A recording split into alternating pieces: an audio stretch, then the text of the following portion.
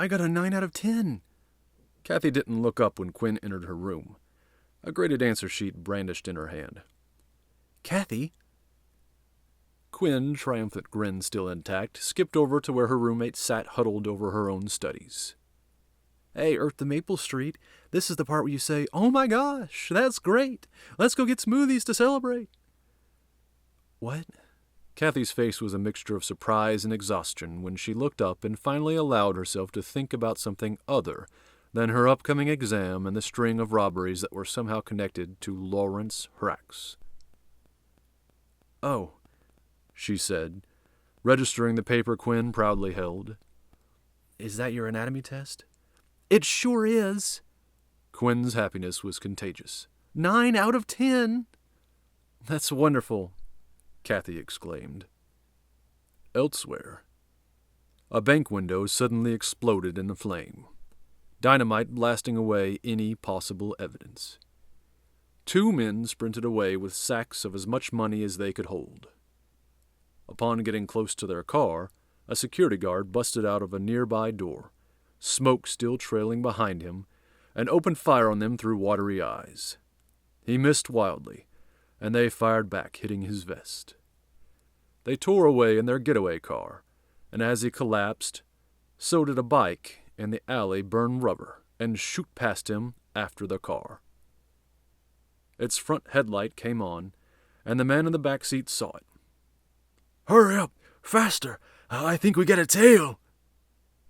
The wheelman stepped on the gas, and the car pulled ahead, but the biker flipped up a safety cover and pressed a small red button, and his bike shot blue flame from its exhaust. In seconds it was alongside the car. A fist punched a would-be tail gunner in the face, and his lap landed a very heavy smoke grenade, and that went off not with a hiss but with a thoom. The car instantly filled with a dense tear gas. The driver, unable to see, breathe, or think, and certainly not drive, smashed into the first lamppost he couldn't spot, careening off it into a hydrant. The vision of water blasting into the sky coming down in front of the fire in the distance was magnificent, if it weren't the side effect of so much destruction. The bike roared off into the night. Soon after, cop cars eventually turned up to the scene, with the men all unconscious and tied. Adam sat with his head in his hand, staring down at a map of the city. He was determined to uncover Hrax's connection to the recent robberies, and about an hour ago had made the realization that Hrax's upscale penthouse was exactly the same distance away from each of the targeted banks. Not only that, but if he were to draw a circle on the map connecting the banks, the penthouse would be in the center. Plus, Gatsby's Central was in a direct line of sight of the apartment complex, meaning Hrax would be able to keep an eye on any dealings that went on there, legal or otherwise. This discovery, however, was not the only thing weighing on his mind. Less than 12 hours ago he had spoken to Kathy Maple, and not as some false character, but as himself. He had been honest about his identity for the first time in years, and he wasn't sure how he felt about it. There was a stab of apprehension because she was not officially in his circle of confidence. There was also relief, and surprise that she seemed to have been honest with him as well, and had even given them access to some of her bugs. And it had paid off with the bank outside the pattern. And then there was curiosity. The same distracting curiosity that had plagued him for the last 3 weeks and 2 days. Instead of their conversation clearing things up, it had been cut short. Who would she be to them? Would she join them officially? Would Hrax make it necessary if she was caught? Would they have to teach her how to be more careful, or stop her altogether if she chose not to? Sitting in the cool air-conditioned atmosphere of the smoothie shop made the world seem much less complicated. Quinn was busy chatting about her obnoxious anatomy lab partner who sadly had a much cuter face than personality, while Kathy listened admirably and commented when essential. It was an evening to be relished. The night outside was clear and speckled with tiny October stars. Most of the football team had come to celebrate their 15-8 victory over the visiting team, Happy faces and laughter filled the smoothie shop. Kathy's among them, worries on hold.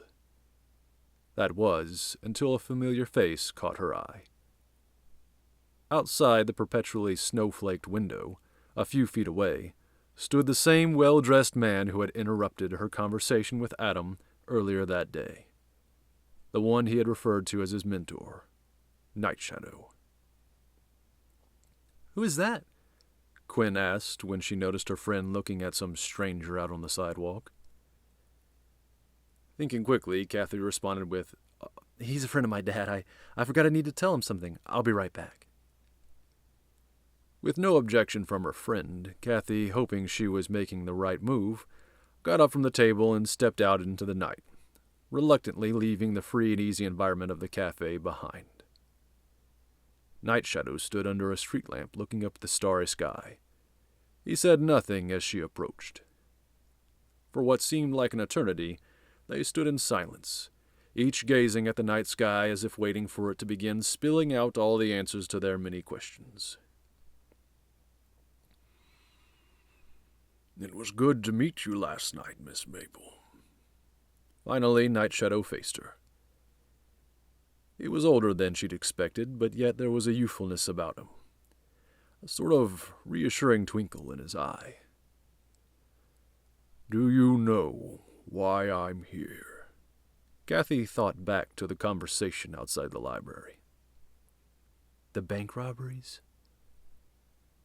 He smiled. "Adam told you of their connection to her ex, I see." "Yes," Kathy said. "Do you need help monitoring? I could get you any number of listening devices in a matter of days." She wasn't sure why she was being so forthcoming. It wasn't a habit of hers to put confidence in strangers, or heroes for that matter. But something about this man made her want to trust him. "Not at the moment," Night Shadow said kindly. "I'm positive her ex is the brains behind these robberies. I just don't understand why." "It isn't like he needs the money," Kathy stated. "Exactly." After a long pause, he put a hand on her shoulder. "Kathleen, I'm here because there's something about you that makes you a fine heroine." She backed away. He wanted to recruit her. "What I'm saying," he continued, "is that your skills and your wit are invaluable and would be a great asset." "I'm not in the hero business," she said. Night Shadow's eyes sparkled. "You're a hero to Scott Engelman. He would never have gotten that Rookie of the Year award if you hadn't hacked his radio." "He's a good cop," Kathy stated absently. "True, and you allowed him to take full credit for something for which you were responsible." He watched her interestedly. She scoffed. "What would I do with an award? Put it on my wall? If someone knew who I was, what would I do? I couldn't do it anymore." He nodded. "Rejecting glory for the good of others, is that not heroic? I could mentor you as I have Adam, help you become more than the secret eyes and ears of the police station. You have the makings to be a real hero." "My brother was a real hero," Kathy stated. "And he didn't have the fancy cape or the fame. He just was who he was." "A beautiful sentiment," Night Shadow said softly. "I'm sorry you have to refer to him in past tense." "And I'm sorry I can't help you," she said, taking one last look at the hero trainer, and then turning back towards the cafe. "The nightmares will continue until you face them, Kathleen." His words halted her departure, but she did not turn around. She just listened, wondering how he could possibly know of what memories often plagued her sleeping hours. I can help with that, he assured. Struggling with what to do, Kathy remained glued to where she stood, unable to leave, but unwilling to turn around. If it was possible for him to know, was it also possible for him to help, like he promised?